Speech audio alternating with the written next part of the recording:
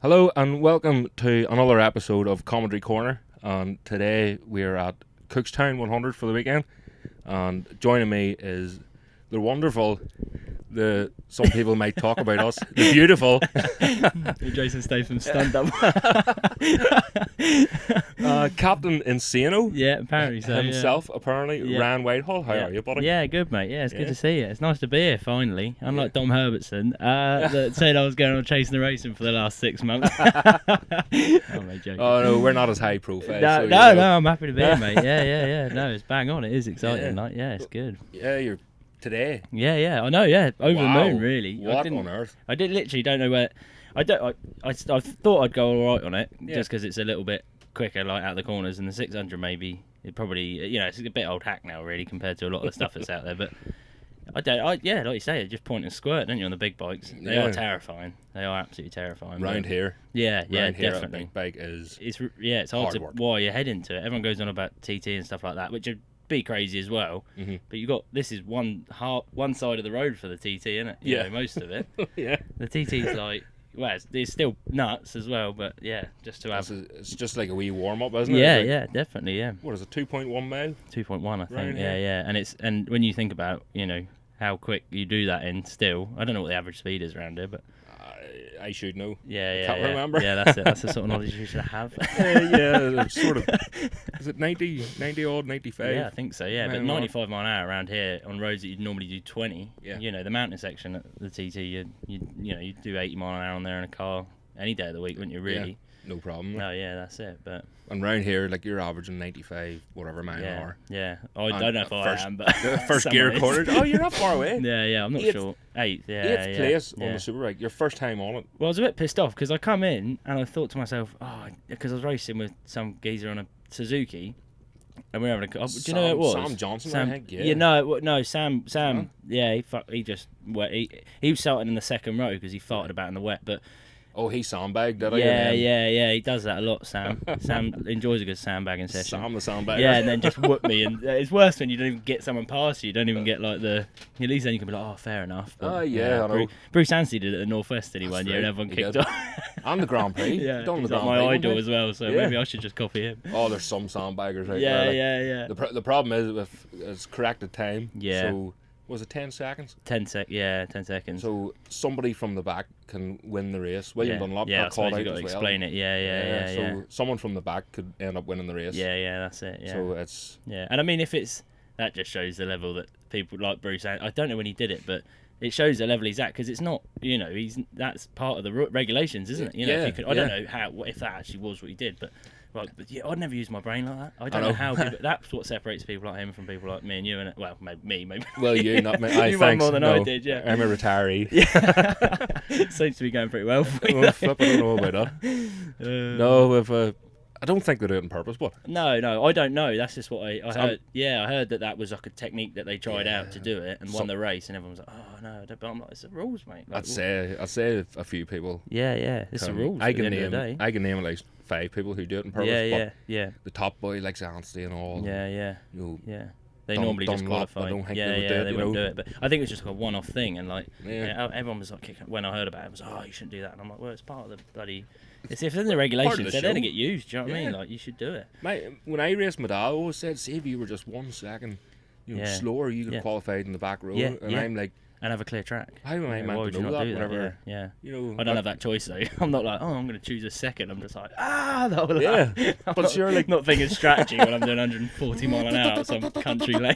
Yeah, I'm just like trying to not throw myself through a hedge. I know, because that's the thing. I'm going to roll off here, and the next thing, if you roll off or you back up, you can make mistakes. You don't slow up a second, do you? When you roll off, you slow up like 3 seconds. Yeah. All the time. Yep. You never like when people are like, it's like riding in the wet. Everyone's like, you can just cruise the last lap, and I'm like, and that's when you'll crash. Yeah. Because you are rolling off, and then you're not braking in the same place, you're not gassing on in the same place, you're not getting the same lean angles, your tyres are going to cool down. Yep. Like you have to just have a line and just ride as close to that line as you can every lap. Doesn't matter, So we've just discovered sandbaggers Yeah.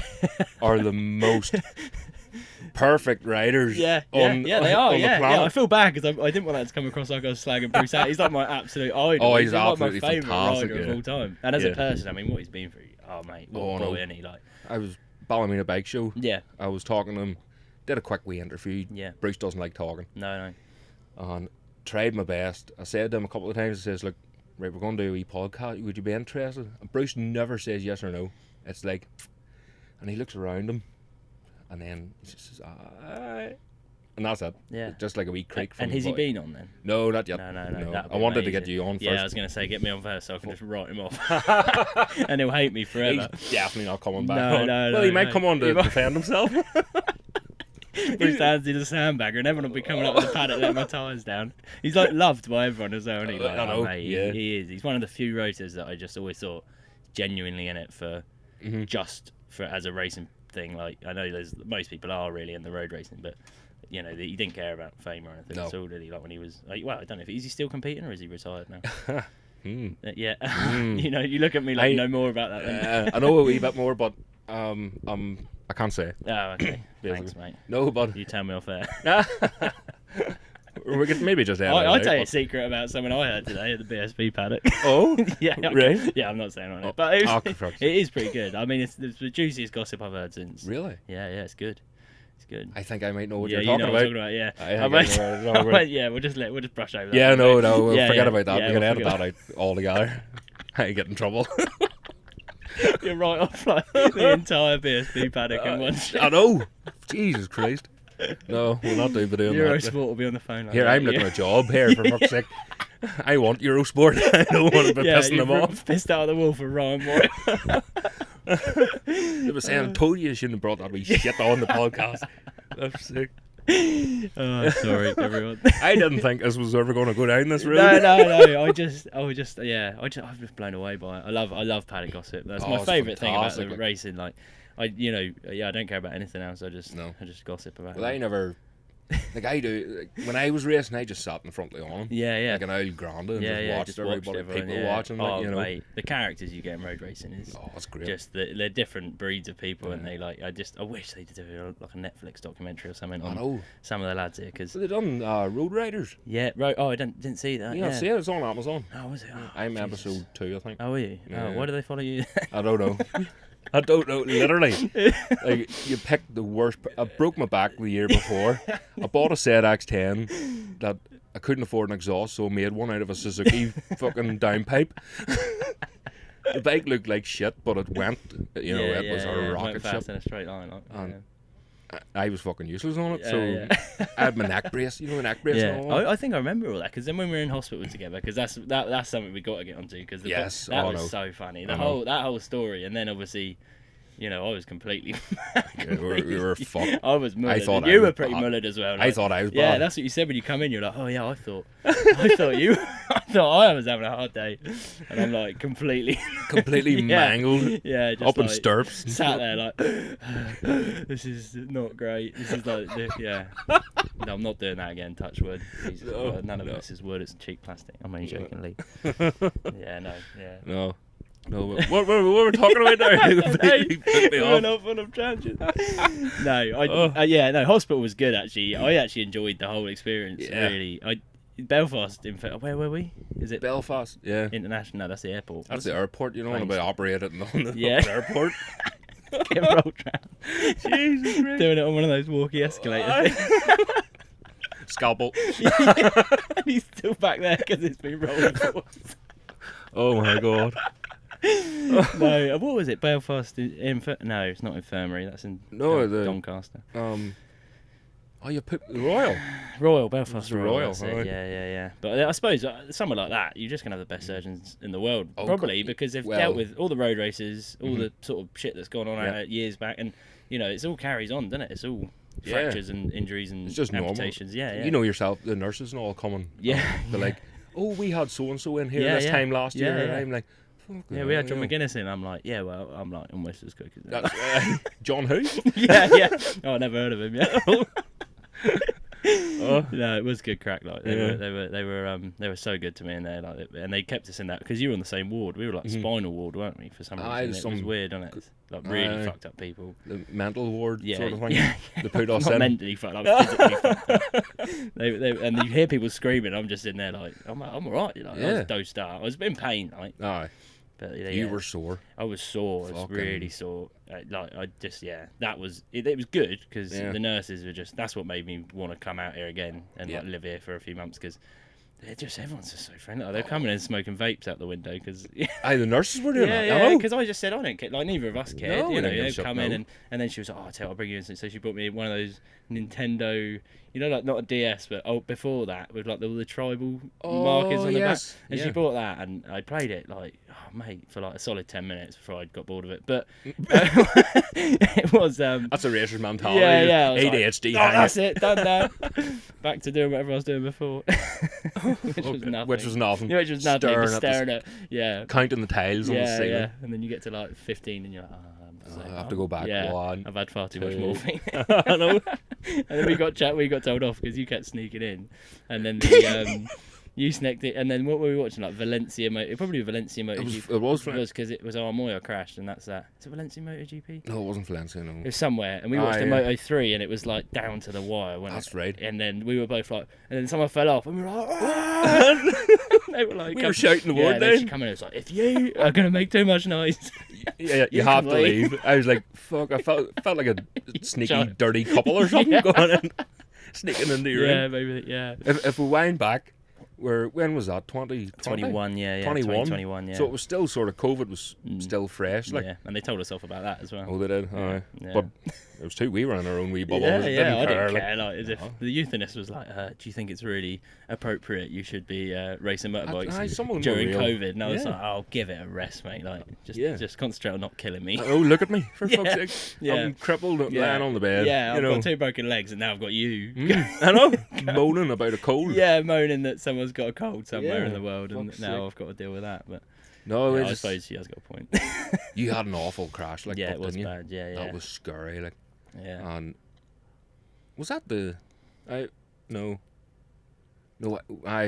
I came back, I was thinking that it was was that the left-hander? No, it wasn't. Joey's late. You crashed on the left-hander before the petrol station there. I don't know if you remember, it was you that crashed, but after the chicane, you crashed there, did you? Yes. Run over your own leg. Is that what happened? I ran over my own leg. Did you run over your own leg? Make it worse. No, I didn't run over my own leg. I thought... Do you know what happened? I came round the corner, and after the chicane, like, it's 5th gear, flat on a 600, and when I came mid-corner, the whole bike was leant over screaming, and the rain just came down. Oh. So it was like a mizzle. Yeah. And you know the wee shitty joins in the middle of the road that have that like shiny tarmac. Yeah. So I hit that. Yep. Couldn't do anything. But the bike, when it came round, you have a high side, just at the point where it's about to catapult you to fucking space. Yeah. That's when my leg slipped off. Oh, no way. So my leg slipped off the peg and hit the ground, like flat on my foot. Yep. And I hit it that hard, it split my shin. So it was like me jumping off a 40-story building or whatever, Yeah. And when you don't realise, I don't know if you do it like when it's wet, you put your foot down to like test the tarmac, don't you? Yeah. And if you don't just touch it, it's like boom, and your foot just spins back, and you're like, yeah, what the? You don't realise how far, because when you ride with a closed road, you're doing like 100 mile an hour, and you just because you were doing 150 2 seconds ago, you think you're cruising, don't you? I know. 100 mile an hour. I don't know if you wanted to check that. Is it still working? Yeah, I think so. It looks like it. It doesn't. Oh yeah, it's got a yellow. It just goes off and on. I was going to say that's the recording bit there. But that was. I'm always not somewhere you want to crash. No, and I've crashed twice there, so now I'm like, scary. Like yours was. I thought mine was bad, but you crashed in a straight line. Yeah. I think it's the worst video I've ever seen. Yeah. That's like you can watch, and it's got, like, I put it on YouTube. And it got like 100,000 views, and then everyone's like, "You shouldn't be putting this on there. Think about that, like, because everyone thought the worst someone else. Yeah. And I was like, no, like, it's me. You should have put that in the caption. Yeah, this is me. Save I'm the fine bar. now. Yeah. I think I just whacked it. I don't know if I put a description, but yeah, it wasn't good. The whole experience was not good. You were like a rag doll. Yeah. Bouncing down that track. Like. But I think all the sort of kinetic energy was put into me spinning like a fidget spinner, like down the road. So you sort of like no upper body injuries, no head injuries, no nothing, not even a graze on my top half. Like. Yeah, really strange. And I think what happened was, I know exactly what happened. I come in I was racing Owen Shot Crew, so it's completely his fault. He's completely to blame. Because he had like this 400 brake horsepower super twin, and he kept passing me on the straights, and I kept passing him into the corners, and I passed him a couple of times, and then he was just genuinely beating me fair and square after that. So then I was like, oh, but I was reasonably close to him, and I come into and I was trying to set, it was a penultimate lap, and I was trying to set a pass up to see if it didn't want to pass him, but I just wanted to set a pass up into the crossroads at the bottom or the road end to see what it would end up to like. see what it'd end up like. If I'll try and repeat that on the next lap. So I came along, did the jump, and then there's like a jump, and then like a you sort of have to roll off because there's a lip, isn't there? And then you sort of tip in and jump. Unless you're David Torn, you jump the first lip and just fly across the whole lot. Treat it like a tabletop. Yeah, but if you're a normal human being, you sort of can't. And I just didn't brake early enough, and I just carried. If you know you're going to jump it, it's fine. Like now I jump off the end of it, but I jumped off the front, and the bike came up like that. And then if it hit the lip of it's like a tabletop, isn't it? Yeah. If it hit the second lip, it probably just would have sent me into a big tank slapper, and I would have, had a big moment, straightened up, jumped ship or whatever. But I didn't. I sort of had this moment where it just if you watch the video in slow motion, it just missed the second lip. Yeah. And then just kept going. Yeah. So it continued that's in the it. air. It continued like a motocross scrub, and then obviously I just hit the hedge, and I don't know what happened, but I think the bike followed me in and sort of cheese grated me through the hedge and snapped my legs because they were snapped before. Obviously after that I just spun. Yeah. And then I came to a standstill, and I knew I needed to get out of the track. Yeah. Just sharpish so I rolled back out pushed myself out of the track, and then obviously the camera, so everyone's dead respectful, aren't they, to be fair, because they knew I was alright. I'd got up and pushed myself back, and everyone stopped filming and walked off or whatever. And now I've got about 2 or 3 real good friends and sponsors and stuff that were there at that, and had seen obviously me coming back. And I just remember, I don't remember a lot because your brain sort of shuts it out, doesn't it? It just wants to blank anything. That's why everything goes in slow motion as well. Pain, your brain's fantastic, bit of kit and I just remember lifting my foot, and I had no boot on it, and I had shit boots anyway. They were bad boots, but they didn't zip up properly. They'd sort of zipped halfway, so I was like, so that's ripped them off. But I remember duct tape. John Hind, who just is an amazing person, and I remember watching his thing, and he said that as he assessed a crash, it would be if the rider was missing boots, it was a guaranteed leg injury. And I had this thing in my head because you can't get a motorbike boot off without doing some damage. Ripping someone else off. Yeah, if you've ever took them off with no broken leg, you're like, oh god, have I done it? And and I'd pick my leg up like that, and I could see it was not in. It wasn't great. And then one of the marshals come down, and I was like, I broke my leg. And he was like, you've broken both your fucking legs. So I looked at the other one, and that was fucked as well. I was like, no. Oh my god. And I'd said 2 months before, it's funny I've broken most of my bones, but never legs. And I've always had a proper just anything. Some collarbones stress some people out, but my legs are I mean, they're small as it is, and I don't lose any more. To break them as a feat on his own. Yeah. I thought, how do they break? They're so tiny. But and then that was they just come over, put the ketamine in, and you're off skis. And then I was clicking on them like they were sim characters. I was hallucinating, and I was trying to click on the paramedics, as if I was looking down on me from above, and I was trying to click on them. You were clicking on the paramedics? On the paramedics and trying to move them around and then one of the marshals says, I always thought Balamoney sounded like Balamory, like that kid's show. Yeah. What's the story of Balamoney? It's so what was that on ketamine? This is on ket, I mean, that's some fucking that's not non-alcoholic Guinness, is it? Brilliant. No, definitely not. Jesus, that's not something you take every day as an athlete. And then that was it. I was off. They just loaded me in the ambulance, and it wears off pretty quick though. I mean, I'm not into drugs really, but that would. That would sort of I'd crack out. I'd have a go at that again if I needed to. If I ever come to that point in my life. Well, Special K they call it. Yeah, Special K. Dom says that all the time. He's did you get the K? I'm like, I did. Yeah. If I didn't have road racing, I'd definitely be a drug addict. Yeah. I had it once. Doc John, he gave it to me at Kyrgyzstan. I only broke my collarbone, but I knocked myself out, and I was in and out. And I was laying on the side of the track. I didn't know where I was. I couldn't move, and Doc John was out with scissors. Or no, one of the marshals came with scissors, and John went, "No, don't be cutting his leathers off." Oh, really? So I was like, he says he's only got a broken collarbone. Next thing he was going to pump something into me, and I was like, no, have you got that in needle or in tablet form? Because I hard scared needles. Oh, really? Well, not now because you just had so many of them. I've had so many needles now. You soon get over it, don't you? Yeah, you soon get over it. But he gave me stuff in this tablet, and I must have been out of it for 2 days. Really? I didn't know where I was or who I was. Like. I was fucking yeah, wiped. yeah. And it was so small, it was by that side. Like a wee orange tablet. It might have been, they give you fentanyl, don't they? They gave me fentanyl when I was in hospital. Oh, right. And it's like a derivative of heroin. And it's Really? but America, that kills everyone, but it's fucking cartels making it. I know, yeah, well, yeah. But they, it is, and I read it on the thing when they gave it to me before. There's so many drugs they give in hospital, they're just amazing. And it said fentanyl on it, and I was like, oh, hey, don't give me that shit. Like, and they were like, no, it's different. It's like morphine, it's just a bit stronger. And then they put it in, you're like, yeah, this is mental. Yeah, it just landed you. I don't know if you ever had that one when they were straightening my leg out. She gave me this. It was like I know it wasn't great. They gave me because they didn't. He said I broke my ankle, and then when I got to hospital, it got lost in translation. I just broke my leg, and I kept saying, "Oh, I broke my ankle," and then they just gave me like paracetamol and I woke up in ICU with some like smackhead. And he was like, sorry, that's probably not the appropriate way, but he'd overdosed. And yeah, and they were sort of walking around all that sort of stuff. Sort of, yeah, I don't know where I was going with that, but anyway, I just as long as you got the smackhead in there, that's I just fine. wanted to say they were like, oh, he's had a heroin overdose, and I just remember that really vividly. It had nothing to do with and my you didn't story. want to take anything. That's probably what it come from. I probably had some weird PTSD from that, but they gave me this. It looked like cracked black black peppercorns, like in a peppercorn grinder. Yeah. She was like, "I'll suck on that for a bit." What? And I was like, "Yeah, nice one." And that was amazing. That was just I fell asleep, and they were straightening my leg, and I fell asleep. I don't know if it's supposed to knock you out. I just fell asleep, and they kept me awake in my knee when they no, they weren't doing my knee. They were doing something down there, and they were like bashing stuff about. And they were like, "We're going to keep you awake for this because we don't know how."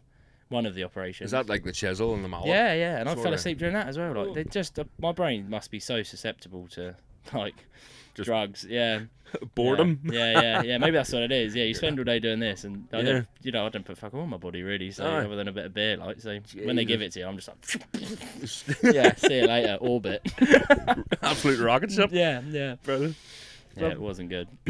The hospital was good, but it was good yeah, crack. It was whenever. good crack. Yeah, you were rocking down and getting me bits from the shop with you, and then Mike's missus was rolling me when I was a bit better and I was in the wheelchair. She was rolling me outside and a bit of fresh air. Yeah. Belfast, as fresh air as you can get. Oh no, just smog.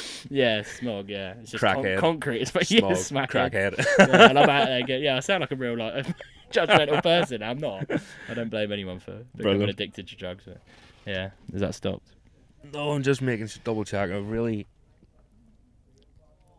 I think that's me talking, is it? No, that's fine. I'm that's too absolutely loud. fine. I'm quite loud in general. No, I was just making sure. This gives me the shits. Doing this, yeah. Well, everything's still recording, I think. I think so. No, that one's facing me. That's all.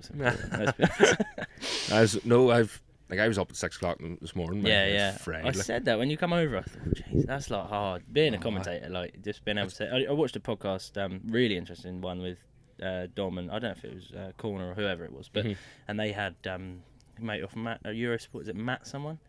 Matt Roberts. Matt Roberts. Yeah. Like it was chasing the racing. It's chasing the racing. It was chasing the racing. Was it chasing the racing? Yeah, mate. What a bloke! Like you sort of because when you're racing, it's another thing, isn't it? It's like commentators are as long as they talk about me, it's all right. Yeah. And then you look at the knowledge that he's got to have, and he's done like fucking. I'm not trying to make you feel shit. No, he's like got like blow me out degrees and stuff and like interior design and like what a boy, like mate, that brain must just be. And he's having to hear things in his head, you know, in his ears, not hearing things. It's not schizophrenic, but like in his head and talk at the same time. At the same time, like that is a proper skill, isn't it? Chris Kinley taught me probably the best thing I've ever heard. Like for doing this, he says, close one ear and open the other.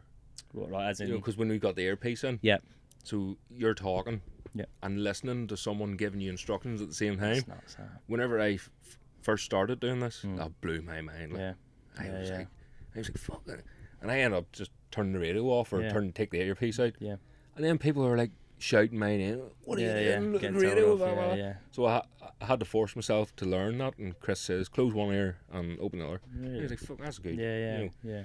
Once you actually try it, and you know, it does work.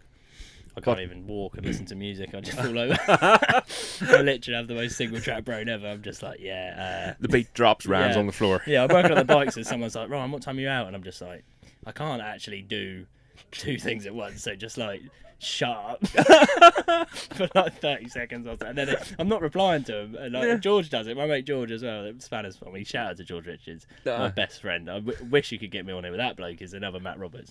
Just so super intelligent. Anyway, I'm not going to lick his bum too much on him. But yeah, he's 100%. But yeah, he's the same. Like I just get everyone out when he's working on the bike. I'm like, get everyone out because he's too polite to be like, just fuck off and leave me alone. Do you know what I mean? Just sort of, it's hard, isn't it? People come over and you've got to give people the time of day as a rider, not George, but you've got to give people the time of day. Like, you know, they've paid money to come out and watch the race, and as much as everyone's like, well, I'm not making any money out of this, it's like, yeah, but you can't come here unless spectators are turning up and paying their money. Exactly. And part of road racing is that they come around, they have a chat with you, and they're all sound. Never come across anyone that's a dickhead at all. No, 100%. It's a big family, like, isn't it? Yeah. Now, I do get sometimes, like a Guy Martin or something, you know, you always hear a wee niggle of someone. Like someone saying, oh, he's a twat, he never stopped and talked to me, you know. At Killalane one year, we were parked, it was our first year we were riding the BMW, we were parked sort of at the back end of the paddock, close to the bar, and no, it was Kells, it was Kells, and William Dunlop had a broken leg from the northwest.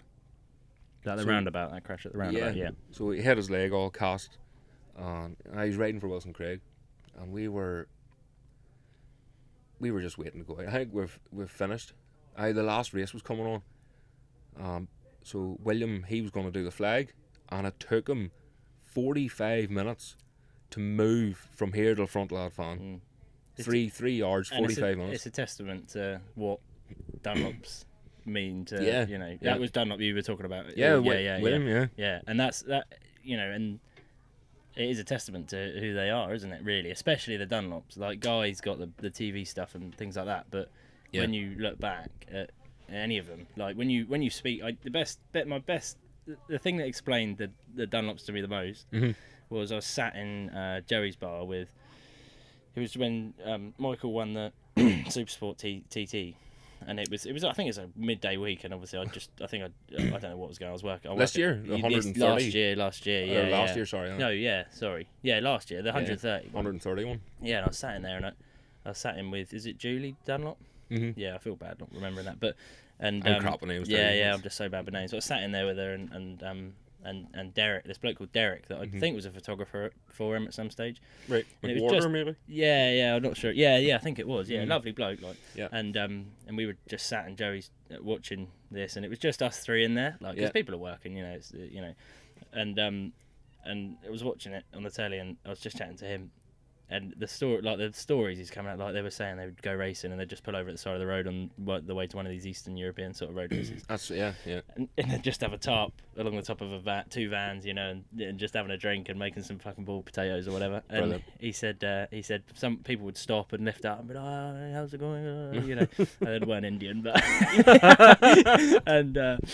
and then they'd always say, oh, Joey Dunlop, and you think that sort of reach, that you don't get that anymore. No. And I don't think you can say it's spectators or whatever, but I think genuinely it was his character, and that's the same with Michael and William. Oh, 100%. And all of them, like Gary and is it Sam? Sam. I've not met Sam, but I met Gary, and they're all just like. I remember being in Sam's on him. Yeah. Again, Kells. Yeah. 1 year, separate year. This was a year after I broke my back, and I had. Gary Jordan was riding for me, and Paul Jordan.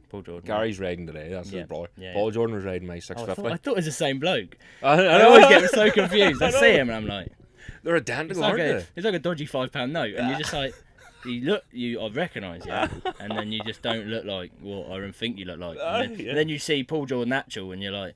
That's Paul Jordan. What the? I didn't even know he had a brother. But who is this guy? Yeah, I've just completely slated him again. I don't mean. No. I'm sure he's brilliant. But... Oh, he is. Fantastic. Yeah. Great 125 rider too. But he, what was I saying? I remember now. I keep interrupting you. Sorry. I keep saying when you finish talking. I go yeah. And everyone's at home probably going, shut the fuck up. I'm not podcast savvy. I'm really.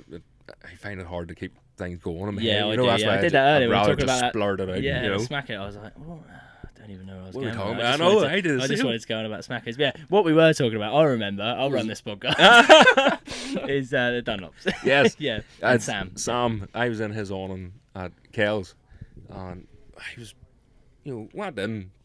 They invited us in, and I was like, right, no problem, chatting away, having wine, prawns, cheese.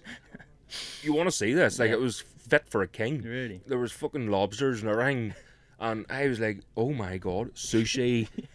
I'm from Northern Ireland. I've never seen a lobster. Yeah, absolutely fantastic. You want to see this? Yeah. Like, I don't eat. I just ate it because it was half cut. Just cheese toasties. Yeah, I was just eating away anyway.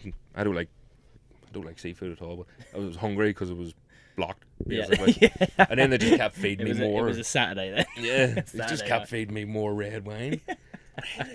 And I was like, right, boys, I'm away here. I wasn't racing. I had injuries there, but I'm away here. I have to scrutineer this bike in the morning. I'll get about 7 hours sleep.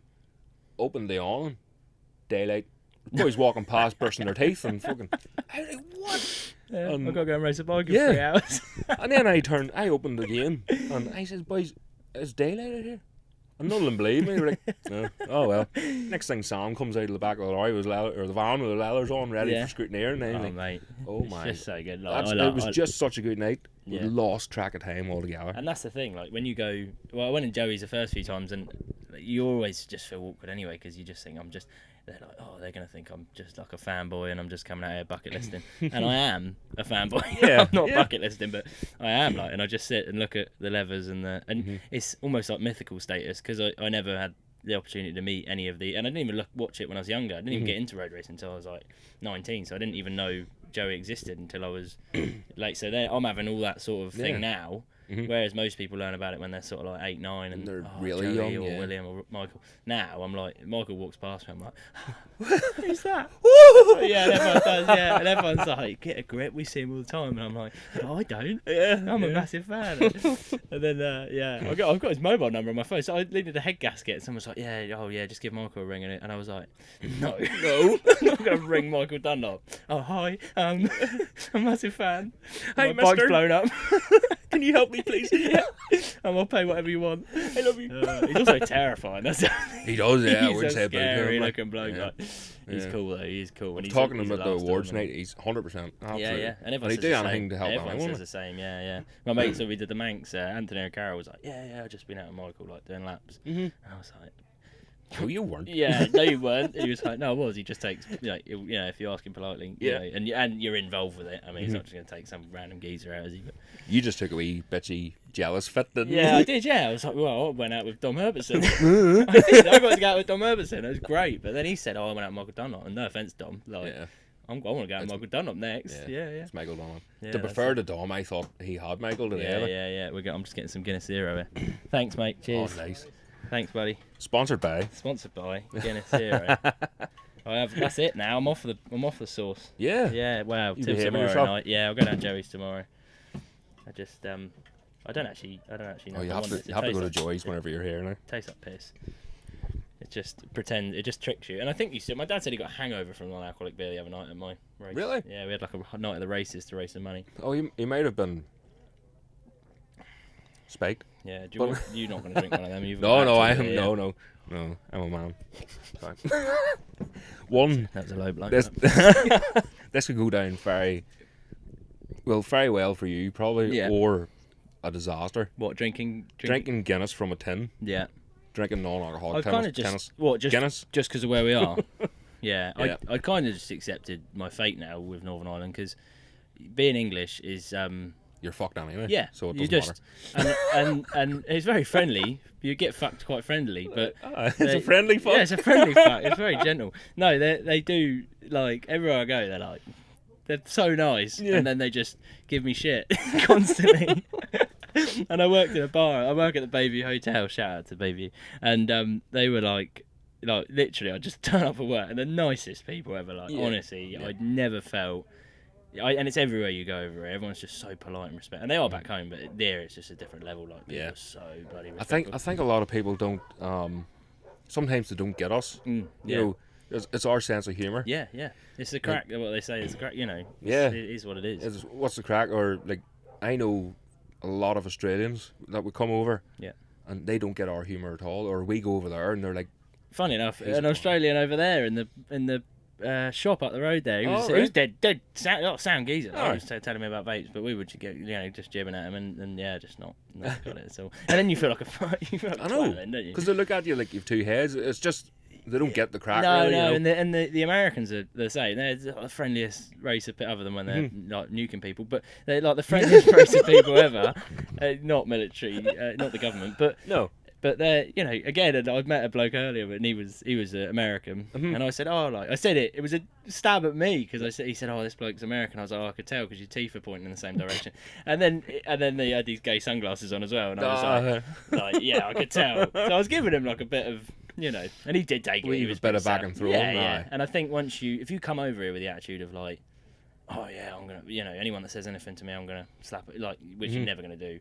Yeah, you just you're just going to go down like a lead balloon, and you've got to just take it on the chin. And you have to. It's like any of us from Northern Ireland, we would slag off each other's sisters. Yeah. Or your ma or something like that. Yeah, exactly, and I love it. And it is the same back home, but I just think there's always there's a bit of tension all the time. Yeah, it's like, hang on, do you mean it? Yeah, or you've got to be friendly. Whereas here, some random bloke just walks into the pub. And he's like, oh, you're English, are you? And I'm like, yeah. And he's like, fuck, you can't choose it. And you're like, yeah, all right. But when it's like every single person that walks into the bar, I know. Like, but I love it. You're like, yeah, I've not had that one today. But they are amazing. Like, I love it out there. So yeah, completely at home. Like, you have to move over here, like to Ballymena. That's like, I don't even understand. Ballymena. I don't even understand people from Ballymena. I really struggle. And I have a big. I have a big Scottish mate that comes over, big Gallagher, but he's proper. Yeah, I know Gallagher. James Gallagher. Yeah, he's been sorting me some parts out from my Sprinter, so he's 100%. Like, unbelievable. Yeah, fantastic nice lad. Yep. I struggled to understand him. And he's Ballymena, is he? But he's Scottish. He's a big Scottish man. Sorry, I thought he lives in Scotland, but he was not. Yeah. Yeah. Sorry. So I struggled a wee bit to understand him whenever I first met him, and now he just. It's second nature. Pick up on it, yeah, you do. Your brain tunes in, doesn't it? Yeah, and there's ones then from Ballymena that would run about with him as well, and see when they get together. Nothing, no chance. Oh, you might forget about me. I'm going home. Yeah, and how weird that it's just like one, like so close to Money or whatever. Yeah. And we had a bloke that used to comes in the Bayview, and the nicest bloke you'd ever meet in your life, but nothing at all. Like nothing. Even now, comes in and speaks to me, and I'm just like. And now I know what he drinks, whiskey with some water. Yeah. I'm fine, I can just pour it for him. Yeah. And it's literally like that, and mate, absolute sound bloke, like, but it's just so fun. It seems to be the older ones. Yeah, the older ones, real like Ulster Scots sort of vibe about them, and as I say, see when they're 1-on-1, no problem. Yeah. See when they're by themselves or half cut. You forget about it. You're done, and yeah. It's not so like say down in England, it's all like Queen's English and everyone's like, it's just that's the one thing. Like I'm always like, I've just put an accent on or something like Scouse or something. Anything. I've done that before. Yeah. I'll hold my hands up. I've done an English accent. No, I've done an Irish accent. Irish accent, yeah, to get yourself out of trouble. And it was actually one fucking hell. It was one time we were in Hull. Was it Hull? No, it wasn't. It was Doncaster. Yeah. I was going over training and stuff, and Doncaster Strip, we were going into some nightclub, a load of lads, a load of English boys, in the training. And we were all half cut, and they kept taking the piss, oh, you're Irish and all this here, oh, what about the troubles and all? And I said, fucking what age do you think I am? Yeah. There's none of that anymore. But people don't know, it's just a connotation now, isn't it? Yeah. And nobody, I don't bother with religion or nothing like that. No. But one of the boys, sure, all they know is the troubles, and I suppose that's why Northern Ireland's famous, Yeah.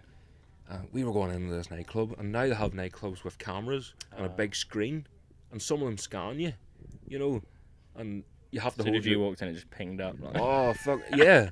So it pinged. And it did. It did. The screen turned red, and it was flashing at me and shouting at me. And I was like, "All right, okay." So me not knowing where I was or not, this big bouncer, he was fucking huge. Like he wouldn't have fit through that door. And he says, "Right, move aside." So he says, "Right, take your hat off." Took my hat off. I had to take my jumper off, whatever. And he says, "Right, try it again." Sure, then one of the other boys finished smoke out the back and so, "Don't let him in. He's an RA." What the fuck? They never let me in. They were ringing the police. Oh, I was like, are you serious? See, back home, it's just like a joke because we never dealt with anything like that. So people are saying, I'm like, no, you really can't. You really can't say shit like that. No, you can't. You know, I just literally, from the minute I get off the boat, I'm like, politics, religion, you know, God. You know, we jib each other in there or whatever. Like, you're going to eat jab. Irish lads that come out and they're 100%, you know, 100%. And there's never, not in the paddock, do you know what I mean? And they wouldn't anyway, they're just the kindest people ever. But it is funny. If you could toe the line and everything this side of it's, you know, good crack, then it's... Because I was getting free drinks, you see. Yeah. Just talking in an Irish accent. In an Irish, Because people ask in England or even when you're on holiday, are you Irish? Aye. Yeah, just I'm not just going to say no, I'm Northern Irish because... It just opens another kettle of fish. Well, it's like everyone comes over here and they're like, "Oh, Ireland, is it Ireland? We're coming to Ireland." And I'm like, "Oh, it isn't Northern Ireland. There's a difference, you know." And but I love it. Even you're basically from here. Aren't you? Well, no, not yet. I was born in Doncaster. Yeah. I just put the A in there. What are you joking? Doncaster. No, but so I've got friends all over, and I'm just a mongrel. I can't really say. I just got this accent, but yeah, I'm a total mongrel. What made you move to the Isle of Wight then? Well, my mum went up there. This is probably not that much of a super interesting story, but my mum, for some bizarre reason, decided to drive to Doncaster to see family when she was pregnant with me. Right. And then had me, obviously, in Doncaster. She couldn't afford to drive back. Well, this is the story. I don't know if it's... I'm not sure how the story goes. It's probably been lost in translation a little bit. But I always had it in my head that my dad had robbed a Renault 5 Turbo, and then he drove as fast as he possibly could to Doncaster. And then when he blew it up on the way. Like, literally, it was probably just about scraped it there. Yeah. And then obviously they had to wait till they could get a motor to come. Really? I don't know how much. I don't know what the real story is, but it's a great story. Like, you know. That is a good story. Yeah, it might not. And it's believable. Dad's probably sat at home like, that was a Cortina. But, but yeah, that's what he told me. A Cortina wouldn't have made it that far. The Renault 5 is more believable. Turbo, yeah, French crap. Brilliant. But no, yeah, there's loads of stories like that from my old man. I love them. Yeah, it's the best thing. My old man's mega, but... So how long were you living on the Isle of Wight? Yeah, just my whole life. Yeah, most of my life. Yeah. How do you? Is it not very like fucking? It's not as far. Like it's so. There's no race tracks in the Isle of Wight. There's no race tracks. We're not allowed. We probably are allowed, but no one would ever build one. So it's like literally, I don't know, like 2 miles from Portsmouth. You know, it's not a long crossing. And the ferry companies are complete arseholes. So they just... It's like supposedly the most expensive ferry crossing in the world. They say that, yeah. I don't know if it is. Did you post something up not that long ago? Oh, I hate him, mate. I hate him with a passion. I mean, you're going to set me off even talking about it. I hate him. Fuck you. Literally, I hate them. They sponsored me last year, and I don't even care now. I don't care. I'm sponsored you. I'm going to out them anyway. I don't care. They sponsored me, and they gave me like 50% off for a year or something. Right. And they didn't. Still the other one. The other one. I'm not going to say who the other one was. I'll probably get sued for this, but they were like, "We're not sponsoring you because you're not a team." And I was like, "But you'll sponsor a load of football players that aren't paying anything." Yeah. They're paying like £7 to go and play on a bloody kick a football around, and then I'm spending like 30 grand a year racing motorbikes, and you only give me one crossing out and one crossing back free. Like, you know, I'm not saying they're not obligated to do anything for free, but the fact they charge £300 for people to come over to the island, that's crazy. Like. Yeah, mate. They're tossers, absolute tossers. That's near as bad. Like, it's not even that far from the mainland. Yeah, it's not even that far. And it's not even like we've got a road race. So that's worse than Steam Packet. Why would you come? I know. Yeah, Steam Packet are pretty horrendous as well. But I worked out it's like 3 times more expensive than any of the other... When I came over to pick that bike up from Neil Canahan. Yeah. And I literally worked out on the boat because I was so angry about it. And it's everything. What are you going to do? Like, drive your transit across through the sea? Like, you can't do anything. You're completely trapped. But yeah, it's about half the size of the Isle of Man, and it's got double the population. Is that rain? What is that noise? Is that rain? It is rain too. Oh, it's hailstones. Oh, it's a hailstone. Hailstones. Hailstones? Yeah, that's my mate Bo. Shout out to Bo. Bo used to just go, someone would say, "Oh, can I get some ice in that?" And he'd turn and go, "Hailstones." Hailstones? Where that even comes from. Is this crackhead you met in Hong Kong? No, Bo's not a crackhead. He's like the most famous. He's like the most friendliest person in Port Ballantrae. He's mega. Brilliant. Yeah, mate, that's a hailstones. But yeah, the Isle of Wight, so... Yeah, what about the road race? The road race, it kind of... I don't know what I can't say, really. I don't know that much about it. I wasn't really involved with the organisation. I know Steve Plater had a Steve Plater was over and Gary Thompson and that, and I think they did their best for it, but I think it was just just something happened in sort of the paperwork side of things, and too many sheep. But they did get pretty far with it. I think people love to shoot stuff down, don't they? Mm-hmm. They love to be like, oh, that'll never happen, and I think, well, with that attitude, it won't. Do you know what I mean? Mm-hmm. And at the same time, you know, everyone's biddies don't, and it's like some old woman's bought her house to retire here. Yeah. You know, yeah, fair enough. You know, that she doesn't own the road outside her house, but they're still trapped in for 8 hours, maybe 7, 6 hours, whatever it is, even if you're strategic like they are on the Isle of Man with it. So you can't just attack them and be like, well, why don't you want a road race? You're going to be dead soon. It's like, well, just have a bit of... Don't approach it like that. Yeah. Do you know what I mean? Just wait those days, yeah. man. Yeah, kill her. Just kill her. In. Yeah, we just get a big... Yeah, we'll just go and kill them all, and then it'll be absolutely fine. Jesus Christ. No, don't kill them. No, don't kill them. I just put a picture of me and Mike, because it's the connotation that comes with motorsport. It's loud and it's angry, and people, you know, get killed or whatever. Mm-hmm. But actually, when you actually come in a paddock and the dogs are running around and the kids are running around and kids, it's a highlight of a kids' weekend. And like, I'd put a picture up on one of the Facebook posts, and it was me and my little sister. And she had one of the very few trophies I've ever won, holding it up. And I said, this is what road racing means to us. Not, you know, we're just loud, obnoxious chavs that go out and get absolutely slaughtered every. Yeah. You know, it's not that. It's a beautiful sport. It's amazing. And when you start presenting it like that, you're going to get more people involved. Rather than just being like, fuck you, let us use your lawn to watch racing. No, like, you know what I mean?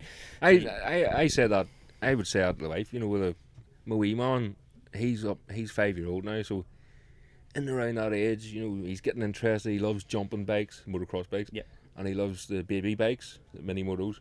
So, you know, sort of picturing him on one nearly. You know, but at the same time, I don't. But I want them involved in the racing family.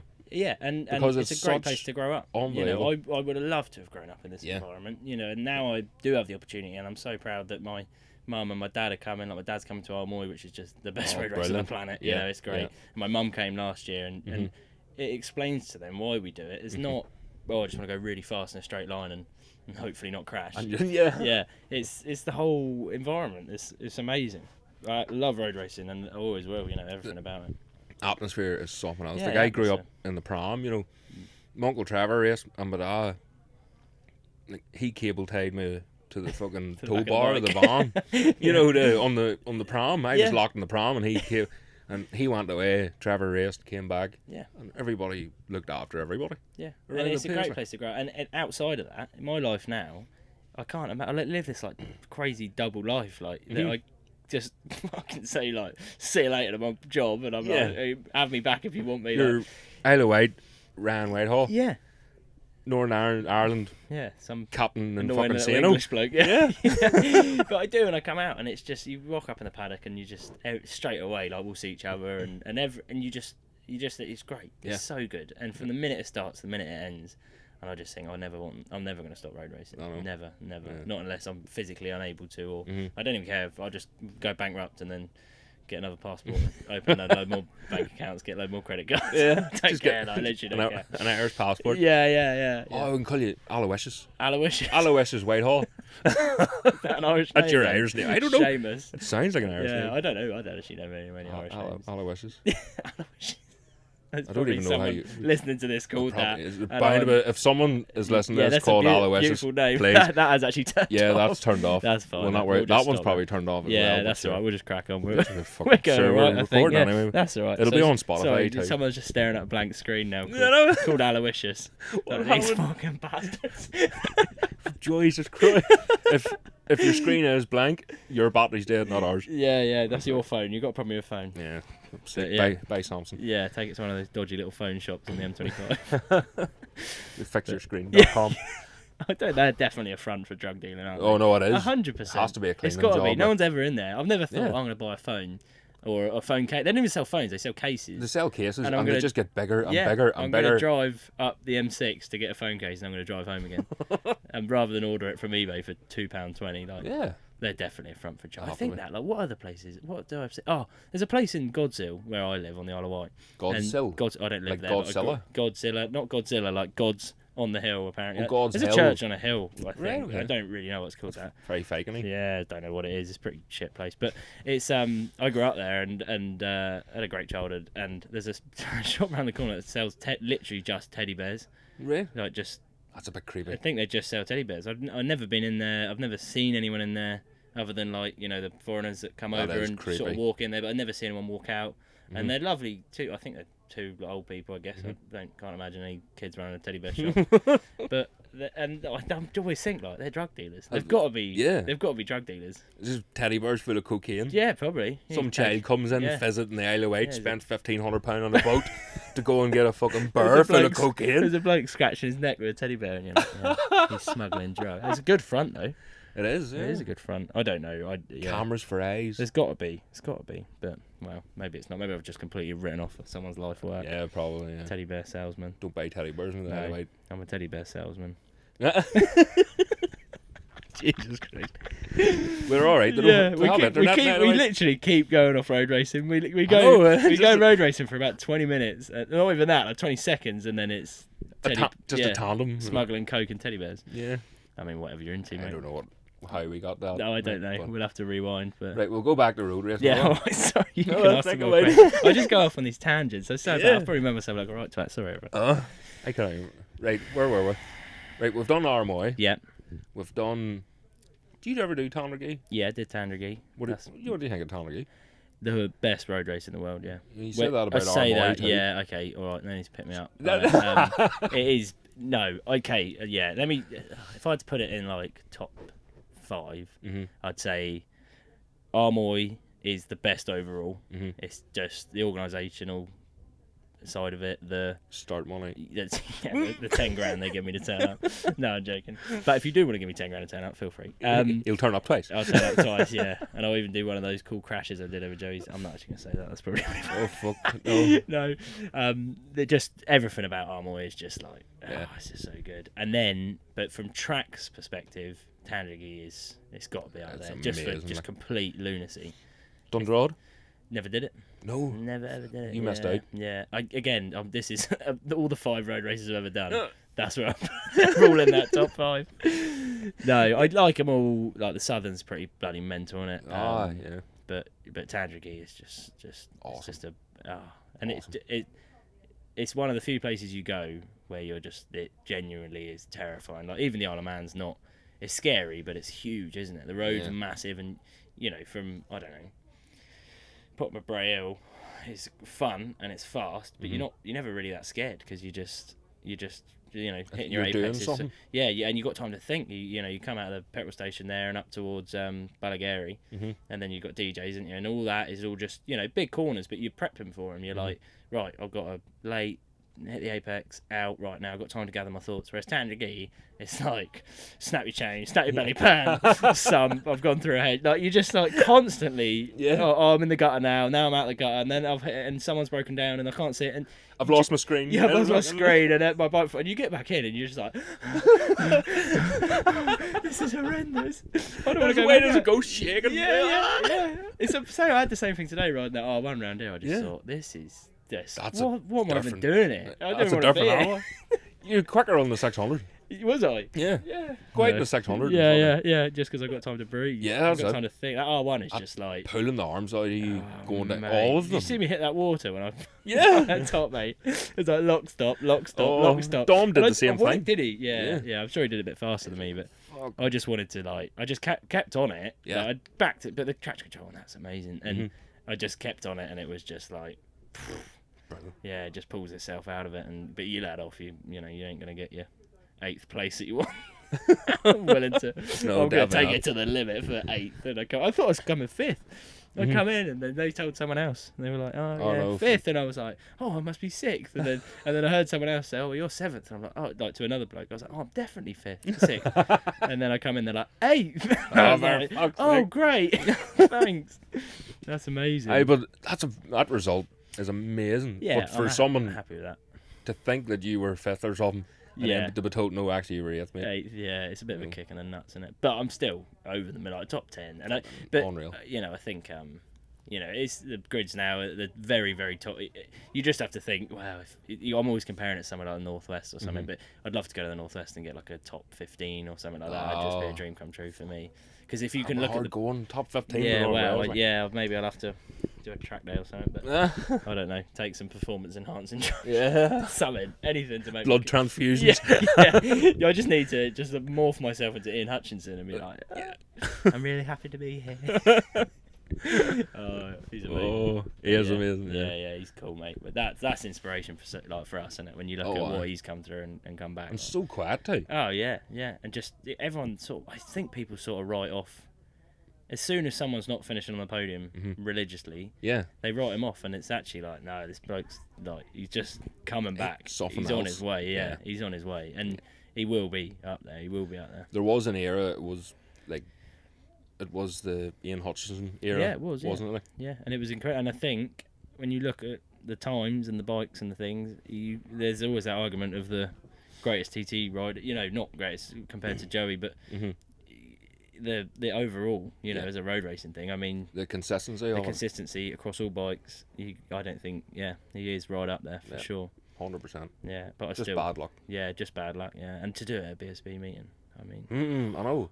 So annoying. A week after doing the most amazing thing of his whole career. Yeah, was it a week after? Was it Snetterton? Yeah, no, Silverstone. Turn 1 from Old Grid. Yeah, it just, not good. I do think it's just part and parcel of it. But to do it at BSB as well. The annoying thing is you always think it doesn't happen. You know, like no, I don't know, it happened to me. Until it does happen, and you're like, this hasn't happened. I'm fine. Yeah, and you can't walk anymore. Oh, it's just... I find it worse with.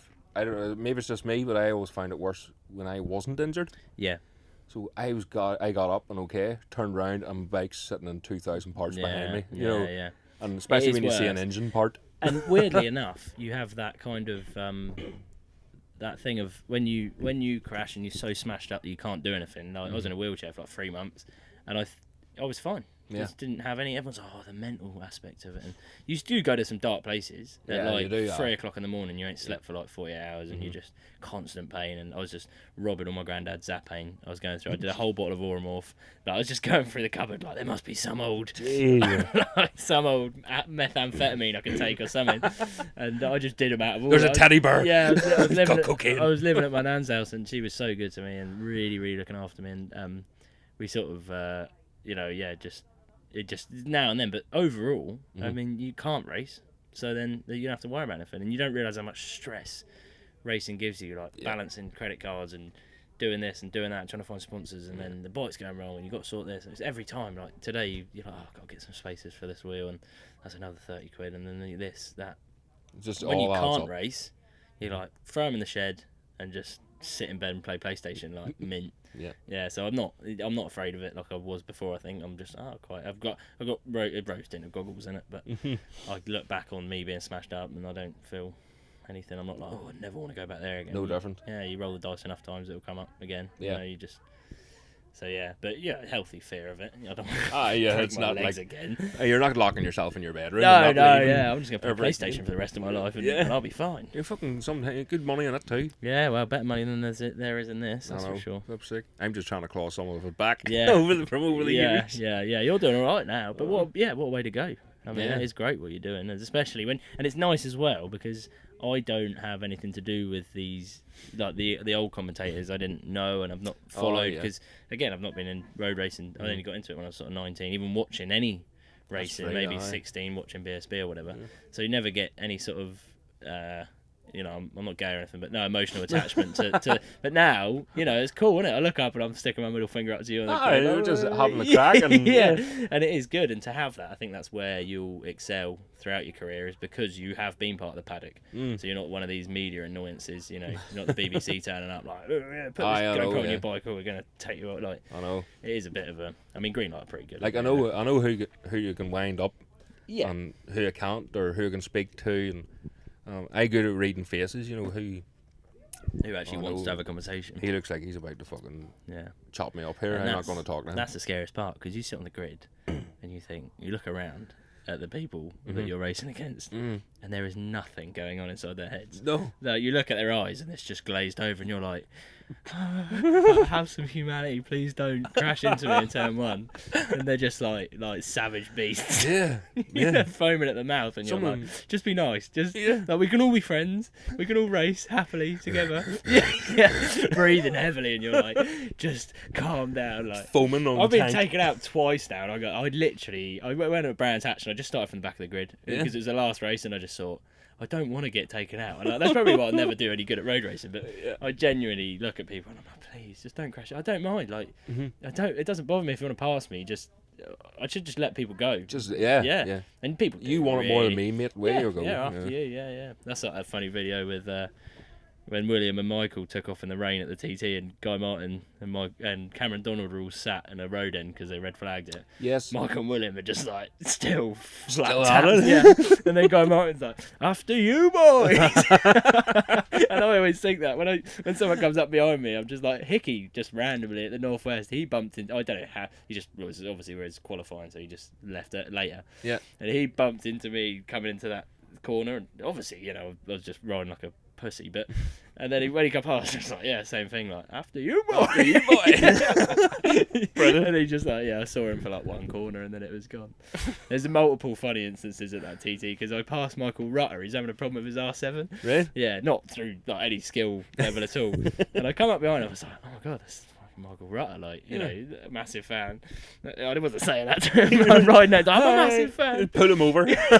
Give me autograph. But he was having a problem with those R7s because I think initially a bit shit are quite good now. Yeah. And I come up next to him and I looked across at him and I was like, fucking Michael Rutter, this is the coolest thing ever. I was like, don't do anything stupid. And I pulled in front of him and I just tapped the back of my fairing. Oh no! To be like, I'll show you how to get around. I'll show you around here, Rutter. Oh my god. And then I come in, I told the boys, they were like, oh, you can't have done that. I hope he's seen it. I hope he's seen it. I Oh, hope mate, he's seen it's it. so funny. This bloke has done the Northwest like 30 times. Yeah. And I was on my second year there, like, I'll show you. I think he did just pass me into the next corner. He must have thought, what a twat. But I thought it was hilarious. It was good crack. Like. I would love... I didn't even know why I did it. What I think I thought in my head was... his bike's slow. Come he's on, having old problems. man. Yeah, come on, man. Like, jump in the slipstream or whatever, and obviously... like, you pass me at the next corner and then you've saved yourself 3 seconds or whatever. Yeah. That's probably what I thought. I was trying to be nice, but actually when I come in, I thought, I'm out of this clapped out ER6. And I'm like, I'll show you the lines you need to take. I don't think he would have thought that. Like, I thought... I don't know, yeah. He were like, what are we bollocks? Yeah. What a twat is this kid. Like, it's so fun. I still tell the lads that story to this day, and I just think, oh God, I was going to have so many bad stories about me. I'm going to be hated. I'm going to be one of those road racers just hated across all media platforms. Oh, fuck. Well, I hope not. Otherwise, this is a waste of time. Yeah. I will be after this podcast. We've just gone through and absolutely, I think we've been through everyone. The government. Don't even get me started on BSB. Get me set up on that. I'll get some beers in me. No, we'll not. We'll talk about that later on. It is my favourite. It is my favourite. Unbelievable. Oh, just amazing, isn't it? Amazing. There's nothing else like it in the world. There isn't, and those top boys. I mean, and what they do right, I think, among a lot of stuff that they do wrong, is the characters are there. Yeah. Like Tommy Bridewell, Gleno, and they're just awesome to watch. And when they were going hell for leather, like everyone jumps on Facebook, all these keyboard warriors. And they're fighting and getting on. Oh, Gleno is the best thing that's ever happened to. And then everyone's like Tommy Bridewell, and you just think like, they're proper going off on it, like as if they race BSB and they've got anything. So just shut up and watch. Proper keyboard warriors. Observe the spectacle. Yeah. It's the best, one of the best. The fact that that's still happening now, when MotoGP is like watching fucking paint dry. I know it's turning into Formula One. Yeah, you've got Formula One, which is just the worst thing on the television right now. I mean, I was watching darts the other night in there, and I was like, I'd probably actually rather watch that. Yeah. And darts is crap, but BSB is not at all, and it's every class is amazing, and the lads that are coming up from that, I mean, they're not getting to the world stage because of. This country's crap at getting any of their sports people. And Dorna don't want British people. Dorna don't want British people, and BSB's charging the earth to go, to buy tyres and stuff. But they're there and they're battling on, and the time I think will come where you start seeing British champions again and at world level. It just takes time, doesn't it? It just takes time. It's the Spanish's era or Italians or whatever. That's what it is. Yeah. And they're the best at the minute. You can't. That's because they've been fucking racing Bred motorbikes in the womb. Bred to race motorbikes. Whereas in this country, I mean, there's no support for these kids, and they're putting their life and soul into trying to go BSB racing. Mm-hmm. But I love it. Yeah, BSB's amazing. It's amazing. I don't think I would like to do it. I wouldn't. I'd hate it. It's my absolute worst nightmare. Yeah. I'd be in the paddock and I'm just like, I feel sick. It's massive motorhomes everywhere, and I just think I want to be at hail stains Cookstown. You know what I mean? I'm much more happy here. It's a lot less stress, but that's why they're so good, because they can cope with that stress. I mean, Glenn Irwin and Tommy Bridewell, and then what's your man's name? Kyle Ride. Yeah. That is the three best. But that last race when there was three of them, the best display of motorcycle racing talent I've seen in recent years. Just incredible to all be able to handle that pressure, knowing all three of them could win the championship potentially. Yeah. It's just incredible. No, I would back out. Like, yeah, I would. Yeah. See if I won a BSB round. myself. Yeah, I'd cry. See you later. Yeah, I would. Yeah, if I could win a BSB race, I'd just retire, move to Mallorca or something, and just live out the rest of my life. I'll Cockney gangster. I've done what I wanted to do. Got no money though. No money. Give me your bar. Yeah. That's sick. But yeah, hopefully we get the same again this year. That'd be good. Fingers crossed. And hopefully we see you commentating. Well, I don't know. Move over Steve Day. There's something. Steve Day, he's a cool dude. He's brilliant. He's good crack. Awesome. I was messaging him over the TT. Oh yeah. And he was proper. He just said how nervous he was and all. You know. Yeah, definitely. It just people you see on TV like that, you think, you know, he's fucking brilliant. Well, you know, what's he got to worry about? Yeah. But he was saying how nervous he was, especially for the first time doing the TT, commentating like. And that especially because that is like. It's worldwide, and also it's universal. Yeah, and if you've not been involved, I don't know if he's been involved with road racing before, but it is a very tight knit community in paddock. Yeah, I think that was his first event. Was it? Yeah. So to walk in there and do as well as you can't complain, can you? And I sort of remember when I saw him on MotoGP, and I hadn't followed it because I raced at Thundersport, and him and his dad used to commentate on the recordings of the races. Oh yeah. And I used to watch that when I was. Before I started racing, and I'd just watch like the year before I was watching all the races, and I love watching them and listen to them commentate. And then they stopped doing that for a little while. I think Steve went off and was pursuing that sort of. He did going up the levels. Yeah. And then I saw him at MotoGP one day. And you proper like British pride, isn't it? Yeah. Go on, lad. Get in, yeah. And I was like, that bloke. Then Thundersport I race with, like, and how cool. He's got that far with that. Yeah. Amazing and very localised for us. It's like you, and I hope so. If you get up to that level, and then we're all going to be like, If I was good enough to do it, I think you will. You got the Northern Irish accent. What's it? Liam Neeson's Northern Irish, isn't he? Yeah. I thought he was Scottish, but I know, but he's like, well, he lived in America for a long time, so his accent's fucked up, isn't it? Yeah. He's cool though, but that's what I mean. You know, I know where you live. Come and kill you. That's what I will find you. That's what the boys are like when I get to buy sets of tyres here. I'm like, I'll bring the money over later, and then they go, Liam Neeson, like, I have a special set of skills. I'll take you down. I'll take you down, mate. Where are you from? I'll fucking battle you, Liam Neeson from Ballymena. I'll fucking tell you, bastard. On the phone. Dead. Runs him over in a tractor. Massive. Get down out of my ear. Firing handguns off. I think you've just come up with like a brilliant movie idea there. That's fantastic. Liam Neeson. We'll turn it into a series. Makes more money. So we can fill our fucking coke-filled teddy bears and sell them to Ian Hutchison. Oh, this is going to go so badly. It is going to. It's going to go so badly. But on the plus side, I mean, they say, don't they? Any publicity is good publicity. That's right. All right, well, I don't know if that's with road racing. Speaking of road racing, you did it again. We're talking about motorbikes. People have already clicked off. People have gone. Yeah. There's some bloke listening to this in his lorry, like, what the fuck are you talking about? Liam Neeson from Ballymena. I know. With cocaine-filled fucking television. And the camera's gone as well, so I know, both they're cameras just sat are gone now. in the dark, in silence, like listening to this. But no, road racing. Sorry. Yeah. What about the rest of the season? What are you planning, or what are you hoping, or? Well, I don't know. I think the R1, I sort of had it in my head that it was going to go all right, which is you do anyway, don't you? It's that sort of racer mentality. Oh. You think, well, obviously I could beat anyone on this. Yeah. It's not reality, but you've got to have a bit of self-belief. And do you feel comfortable on it? yeah, I That's just the main feel thing, comfortable. like, And I'm so bad in the corners. Like, Mhm. I'm so bad. And I see pictures of like Michael and Mike Brown and people like that are leaps ahead and where I'm at. Mhm. And you see them come around a corner and their elbow and their knee and, you know, the pegs almost scraping the car. And I've never been like that. And Yeah, and I've never been like that. I can't get lean angles. I'm just a pussy, really, when it comes to cornering. Mhm. But I've always been all right on the brakes and getting on the gas. Yeah. So I was like, well, and the Super Twins, they sort of do work a little bit like that, don't they? They respond well to being pushed in deep and fucking let her have it on the exit. Yeah. Fun. Yeah, and I think they work both ways because you get Rich Cooper on one who's carries massive corner speed, whatever, and he wins races. So I think the reason I got the R1 was I ain't got to throw hopefully not throw an engine at it all the time. I ain't got to spend. To me, it seems real backwards to go and buy a Super Twin, give someone $8,000 to build me a 700 that might last a season, might not. When I can just go and spend like that bike out there was $14,000. That ticks up. If I crash it, like I'm going bankrupt, but I'll go bankrupt happy. Yeah. But it's $14,000. Hopefully, it will just, it might. I don't know if I keep it for a few years. I might sell it for $12,000, $11,000. But hopefully, I ain't got to throw engines at it, and you get it refreshed every year or whatever. And like you see today, it's a rocket ship. I didn't do half of that. Just let her have it, and she goes.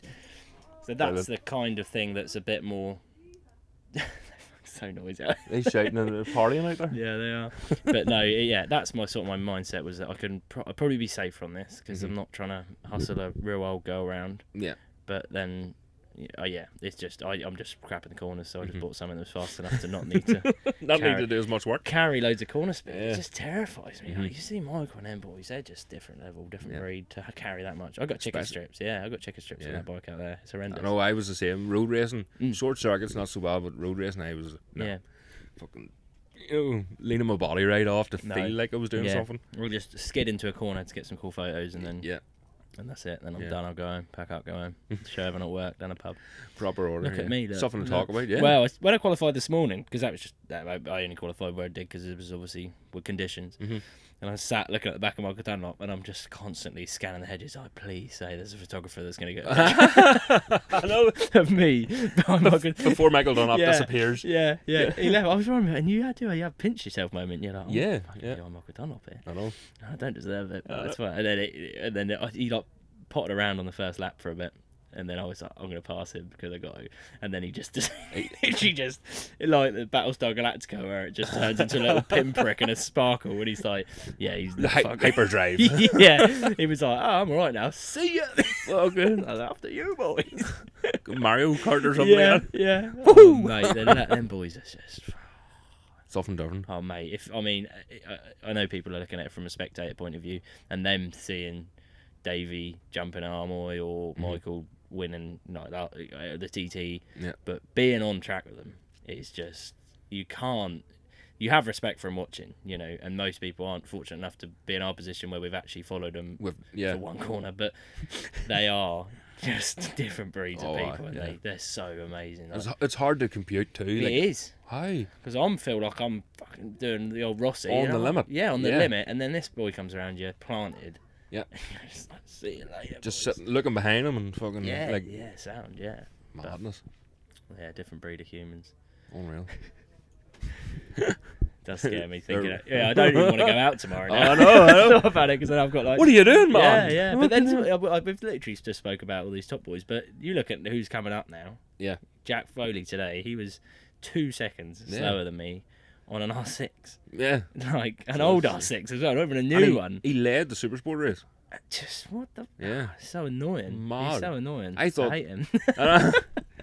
Some gore. Like Mate, I was looking at the timing fantastic screen, rider. and the timing screen was like froze for a bit. And Jack was already way past, and then next thing, I lost his name. I was like, "Where the fuck was he? He was down there first, leading the Supersport well, he's race. supposed to be riding for Locker. Isn't he this year? He's riding for Locker on it, and Anthony O'Carroll is as well. I think. Right. Them Irish boys are just different. They're so fast. It's brilliant to see. Like, I love seeing it. Yeah. And that's that Owen Shot Cruise with Roadhouse Macau, you know, Owen Shot Oh, Crew. aye, yeah. His name's spelled like, I know. looks like a Scrabble word. Like Z08. It's just Yeah, someone there's threw up just a load of someone- it. Yeah. yeah. He's probably going to take huge offence to this, but he won't. Oh, take he'll offence not. at all. But his name is like someone trying to blag a Scrabble word to Yeah. his a point. You try. Yeah, it's Owen. No, it's not. That's not. No, how you say you want to it. see my Yeah. my face when I first seen that Yeah, name I come did. up? Yeah. I Even didn't the even know. commentators on our race at the and Shot Crew. And he got it right. He did get it right. It is Owen Shot Fair Crew. play I'm to him. almost accurate. But yeah, he's riding for Roadhouse, and he's some peddler. Like he's Brilliant. he's brilliant. Riding Some with him. shifter, like he is. Yeah, but there's loads of boys now, aren't there? Yeardsley, Simpson, all of that. Like Mhm. they're the next, they're the next boys coming up, and they're not hanging about. And like- yourself. Yeah, Obviously. well, maybe not me, but Oh, I'm fuck, on looking the at you today. coattails. Yeah, I'm just Yeah. gonna. Oh yeah, I know him. Oh well, yeah. You know, they'll be like, oh, not Ryan again. I'm rocking up like, "Wey, remember when we used to race together? Fanboy. Oh mate, not this bloke again. He's so annoying. But no, it's good. It's good to have a target to Oh, it is, chase, yeah. and it's just annoying when someone like Jack Foley rocks up. And I think he was a newcomer at Armoy last year. Yeah, he was. And I Yeah. saw his lap time and I was like, right, I'm not looking at my lap times for the rest of this meeting now, yeah. Just rapid boys. Brilliant. Man. They're good, yeah. It's good crack to see them all doing so well. But listen, Ryan, I could sit here and chat all fucking night. I've gone off on one. I'm not even drinking either. I know we're not. I No. must say, yeah. Well, sorry if I'm Energy offended drinks. anyone. Yeah. No, never. Yeah. Not at all. I've no. I was just looking out. There was a tent there, and I could see it. I can't see it now. So Yeah, I'm just looking out into the dark. no, it's pure darkness, and it's going to take me an hour and a half to get home. yeah. Well, that's the only problem. Are you staying here then, or? Are No, you- no, I'm you're gonna driving go home back? then, aye, Oh, so mate, I'll get a killer wee for bite you. to eat and, Yeah. Well, I'm garage. starving as well, but yeah, thanks for having me on, No, mate. that I was hope fantastic, to wasn't it? anyone listening, I didn't offend you. I just No, I've had 2 alcohol-free Guinnesses, so I wouldn't worry about I'm it. pretty messed up now. You're going hanging in the morning. Or you're... Well, it's been a pleasure, mate. Yes, Thanks thanks very much, buddy, Cheers. and all the best for the rest just of the quick, season. can I shout out my website? I You completely should- forgot I about know, this. you rock Sorry. away. So if you go on even my Instagram, which is Ryan Whitehall 36, and the link for our website, which is 361 36-1.com. I'm bad at this too. We messed up with the website. It's the numbers 36 Yeah, dash and then the word one. word one. Yeah. .com or .uk. Very I don't know. funny fucking videos. Yeah. They are fantastic. Yeah, but we've also got the Step Through Crew, 361 official on That's Instagram. brilliant. But yeah, buy a t-shirt and it supports us, and we look after some younger racers as well. So Yep. thank you. Good man. Sorry. Thanks very Cheers. much, and all the best for Yeah, tomorrow. sound. Thank you very Gentlemen, much. Cheers. gentlemen, thank Take it you. easy. Bye.